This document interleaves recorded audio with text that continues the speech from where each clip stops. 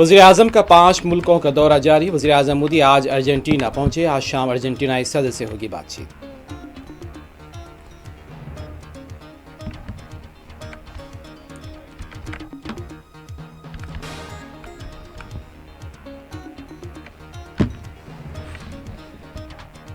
महाराष्ट्र के लिए एक त्यौहार और खुशी का दिन है। ठाकरे खानदान के इत्तेहाद पर संजय राउत का इजहार मसरत।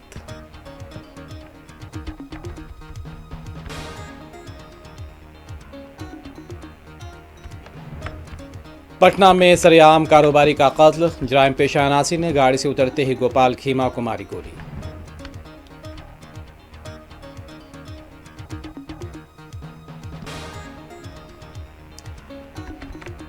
जिले मंचिरियाल के एक नायब तहसीलदार और अटेंडर रिश्वत लेते हुए गिरफ्तार। महकमा इंसदाद रिश्वत सितानी के एहलकारों की कार्रवाई।